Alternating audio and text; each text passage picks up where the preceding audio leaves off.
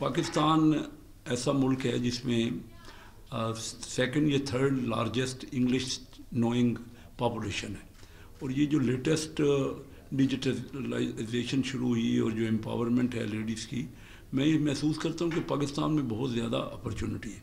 जब हमारा मुल्क बना तो आप सारे लर्नर लोगों को पता है कि उस वक़्त एजुकेशन अभी भी और उस वक़्त भी इंडिया के पोर्शन में पाकिस्तान से बहुत ज़्यादा थी, और इंडस्ट्रियलाइजेशन और बिज़नेस भी इंडिया का जो हिस्सा था वो पाकिस्तान के हिस्से से बहुत आगे था। लेकिन यही पाकिस्तान है, यही कौम है जिसने पहले 40 साल इंडिया और अपने रीजनल कंट्री से बहुत ज़्यादा तरक्की की।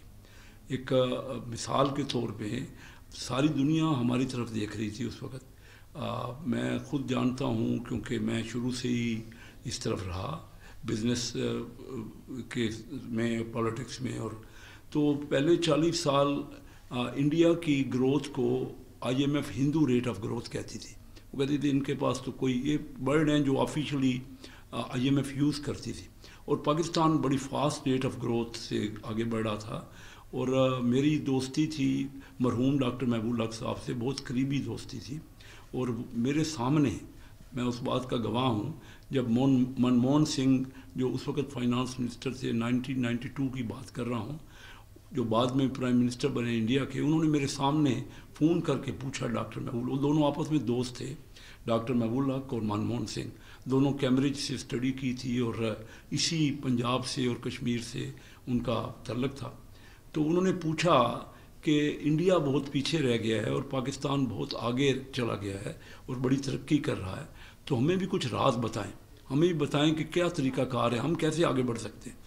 तो यही कौम जिसके यहाँ एजुकेशन नहीं थी, बहुत कम थी, इंडस्ट्री नहीं थी, बिज़नेस नहीं था, लेकिन हमें डेडिकेशन थी और हमने मिल के जो शुरू किया काम। तो पहले 40 साल साउथ कोरिया को सेकंड और थर्ड 5 ईयर पाकिस्तान का जो प्लान कामयाब हुआ, तो डॉक्टर महबूब हक साहब उसी वक्त डिप्टी प्लानिंग चेयरमैन थे, तो साउथ कोरिया ने हमसे ऑफिशियली, उन्होंने अपने जो नए ऑफिसर्स थे इकनॉमिक विंग के, उनको पाकिस्तान भेजा ट्रेनिंग के लिए कि आप जाके वहाँ चेक करके आओ कि इनकी प्लानिंग कैसे कामयाब है। तो लेकिन क्या हुआ उसके बाद, उस वक़्त 92 में एग्जैक्ट इंडिया की इकानमी पाकिस्तान से 4 गुना थी, उनकी पॉपुलेशन 6 गुना थी, पाकिस्तान पर कैपिटा 50% ज़्यादा था। मैं कोई ज़्यादा पुरानी बात नहीं कर रहा, यही 1992 की बात कर रहा हूँ। तो उसके बाद क्या हुआ, उसके बाद हमने अपने पाकिस्तान की उस वक्त इकानमी ओपन अप थी और इंडिया की इकानमी बड़ी क्लोज इकानमी थी। उन्होंने हमसे सीख कर अपनी इकानमी को ओपन किया और हमने अपनी इकानमी को क्लोज करते गए। हमने नेशनलाइजेशन के भी कार्रवाई की और उसके आगे बढ़ के हम उसके ऊपर ज़्यादातर हमने पब्लिक सेक्टर में काम किया। अब जो एम्पावरमेंट है लेडीज़ की और जो डिजिटाइजेशन है, देखिए उसका तल्लक तो यही है ना कि मुल्क आगे बढ़ेगा और हमारे यहाँ दोनों मेल और फीमेल भी प्रोग्रेस करेंगे, और पर्टिकुलरली अब फीमेल के लिए तो बहुत ज़्यादा अपॉर्चुनिटी हो रही है। हम ये देखते हैं कि अभी लास्ट 35 ईयर्स में हमने आपस में, हमने रीजन में भी कन्फ्रंटेशन की और हमने आपस में पार्टीज़ में, पॉलिटिकल में बात कर रहा हूँ, अभी कन्फ्रंटेशन की। और इसी कन्फ्रंटेशन का तरीका है कि जो इंडिया की इकानमी 92 में पाकिस्तान से 4 गुना थी, आज 12 गुना हो गई। Our GDP is 370 billion and Indian economy is around 4 trillion US dollar. तो अब लेकिन ये दोबारा एम्पावरमेंट का, क्योंकि अल्लाह ताला ने पाकिस्तान को वसाइल दिए, डिजिटाइजेशन और ख़ासकर लेडीज़ का और फीमेल्स का, ये मैं महसूस करता हूँ कि ज़्यादा अपॉर्चुनिटी है। मैं ख़ुद क्योंकि एजुकेशन सेक्टर में, बिज़नेस सेक्टर में हूँ, एजुकेशन में हूँ, और मैं बिज़नेस पॉलिटिक्स में पाकिस्तान की वाहिद फैमिली है जिसने 3 पाकिस्तान के बड़े चैम्बर्स के, मेरी डायरेक्ट फैमिली, एक कभी ऐसा नहीं हुआ। मैं इलेक्ट हो के president Karachi chamber of commerce industry बना। मेरा मरहूम बेटा इरफान कैसर जो कोविड में, जिसका 4 साल पहले इंतकाल हुआ, वो लाहौर गया तो Lahore chamber of commerce industry का वो इलेक्ट होकर प्रेसिडेंट बना, और मेरा first cousin Faisalabad chamber of commerce industry का प्रेसिडेंट बना। और मैंने चिन्योट जाके अपने होम टाउन में कोई 7 इलेक्शन कंटेस्ट किए हैं। मैंने इसके कहना मकसद ये कि हमारे यहाँ ही پولیٹکس میں بے نظیر بھٹو صاحبہ پرائم منسٹر بنی، جو کہ ابھی تک امریکہ میں لیڈیز میں کسی کو یہ موقع نہیں ملا. ہمارے یہاں ہی مریم نواز صاحبہ ابھی سب سے بڑے پروونس کی چیف منسٹر ہیں اور بہت اچھی طرح پرفارم کر رہے ہیں. تو لیڈیز کی یہ امپاورمنٹ جو ہمارے یہاں اپرچونیٹیز ہیں وہ تو ہیں. میں یہ محسوس کرتا ہوں کہ اگلی جو ڈیکیڈ ہے نا وہ تو ہے ہی پاکستان میں لیڈیز کی.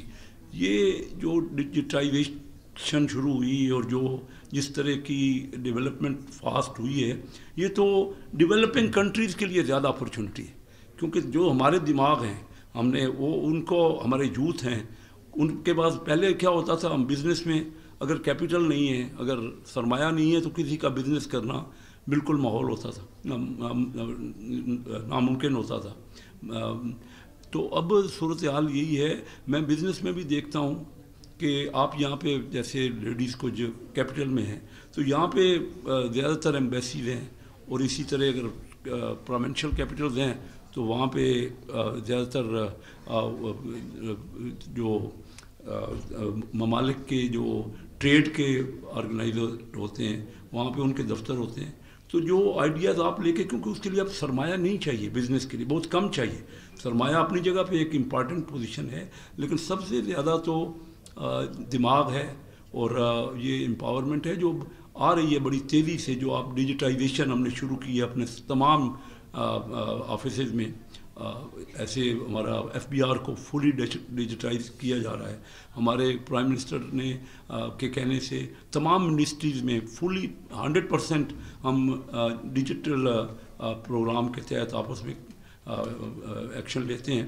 وہ جو فائل سسٹم ہے وہ ختم کر دیا گیا اور یہ بڑی تیزی سے، اور اس میں وومن کا کردار سب سے زیادہ ہے. میں یہ محسوس کرتا ہوں کہ اپرچونیٹیز ایکول ہے. میں خود کیونکہ فاسٹ نیشنل یونیورسٹی جو آئی ٹی کی پاکستان میں سب سے اعلیٰ درجے کی یونیورسٹی ہے، اور اس کے 5 کیمپسز ہیں مختلف پاکستان کے کیپٹلز میں، اسلام آباد میں، لاہور، کراچی جو پروونشل کیپٹل ہیں، کراچی، پشاور، لیکن 5واں کیمپس اس کا ہم نے چنیوٹ میں بنوایا ہے، اور وہ سب سے نیا ماڈرن اس کا کیمپس ہے، جس میں واحد کیمپس ہے جس میں ہاسٹل ہیں لڑکیوں اور لڑکوں کے.